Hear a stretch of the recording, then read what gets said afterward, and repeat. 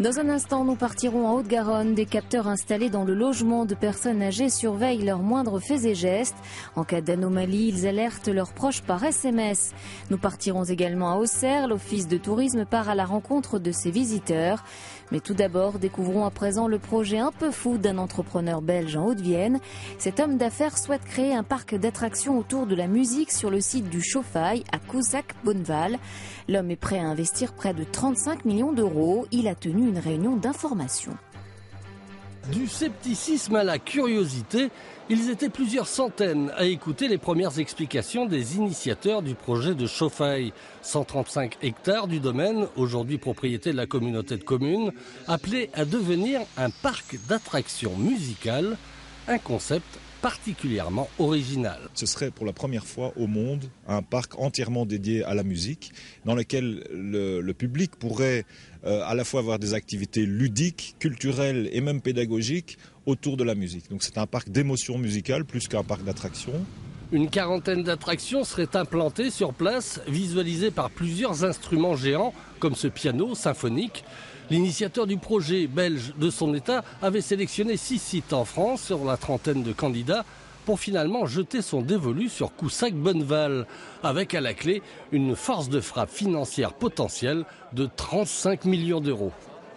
C'est quand même un projet qui a fédéré aujourd'hui plus de 700 investisseurs en crowdfunding, donc les producteurs internautes participatifs, mais aussi donc des actionnaires dans la société et le projet. Et donc des fonds d'investissement s'intéressent à notre projet. Reste désormais à finaliser l'achat du site. Cette fois, c'est le conseil régional qui devrait appuyer l'opération. Le business plan sera monté par Limousin Expansion. C'est une affaire de quelques semaines, voire quelques mois, mais ça va aller très vite. D'ici fin 2015 ? D'ici fin 2015, de toute manière, il y aura la signature de l'achat, de l'acquisition du parc de Chauffail. Donc tout ira dans la foulée.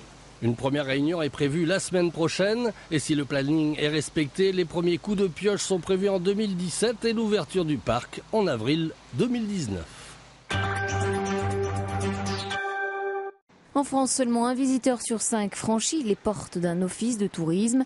Partant de ce constat, à Auxerre, l'office de tourisme propose désormais un accueil hors les murs aux touristes. Ces agents vont directement à la rencontre des visiteurs sur le terrain, sur les sites les plus fréquentés.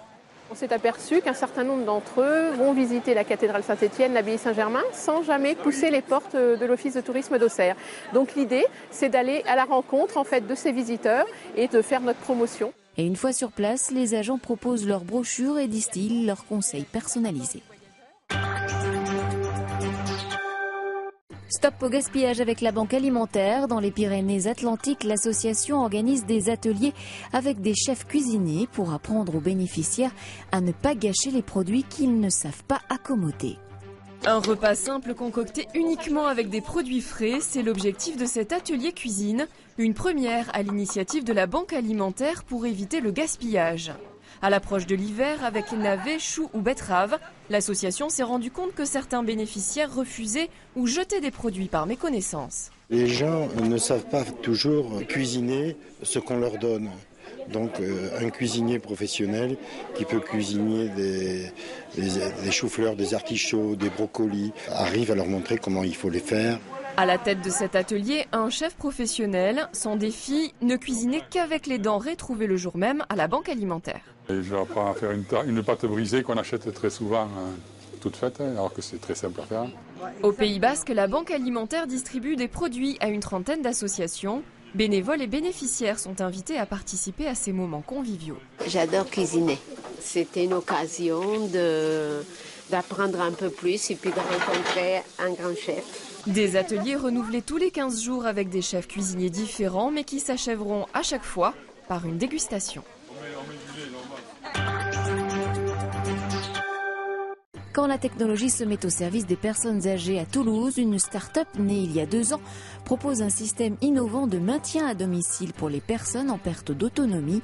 Des capteurs de présence connectés à Internet par une box détectent les mouvements anormaux. À 90 ans, Lisette Furcat est encore très alerte. Pour rien au monde, elle ne partirait de chez elle. Pendant 3 mois, ces petits capteurs vont enregistrer tous ses mouvements et détecter la moindre anomalie. Si elle a l'habitude de passer 30 minutes dans son jardin et qu'un jour elle y passe beaucoup plus de temps, en 40, 50 minutes, 1 heure, là on le détecte, on voit que c'est une anomalie d'activité et on envoie un SMS à ses proches. Grâce à cette application, sa fille peut donc consulter à distance et à tout moment les déplacements de sa mère. Je vois qu'elle a dormi, elle a été 7 heures et quelques dans sa chambre, elle a resté dans la cuisine 50 minutes. Le reste du temps, j'imagine qu'elle était ici ou bien dehors dans le jardin. Donc s'il y a un gros problème, on m'appelle, puisqu'on est 4 à être sur une liste et à pouvoir communiquer. Moi, je trouve que c'est très rassurant. Elisette ne s'est aperçue de rien. La vieille dame n'a pas changé ses habitudes. Ah, moi, ça ne me dérange pas du tout. Je fais comme s'il n'y était pas. Je vis normalement, j'y pense même pas. C'est cette jeune start-up toulousaine qui est à l'initiative du projet. Après seulement 2 ans d'existence, Télégraphique veut révolutionner le maintien de la personne à domicile. La téléassistance classique existe depuis 30 ans maintenant. Donc c'est une technologie qui devient un peu obsolète dans la mesure où c'est inefficace puisque les personnes âgées ne le portent pas ou quand elles le portent, lorsqu'elles chutent, si elles font un malaise, elles ne pourront jamais appuyer. Donc finalement, les services proposés par Télégraphique, c'est vraiment en complément de la téléassistance puisque certaines personnes le portent. Nous, ce qui est bien, les bénéfices, c'est que la personne n'a rien à porter sur elle. Elle vit comme d'habitude et c'est nous qui veillons sur elle. Grâce à ce système, les proches de Lisette sont rassurés et la vieille dame peut profiter encore longtemps de son jardin en toute sécurité.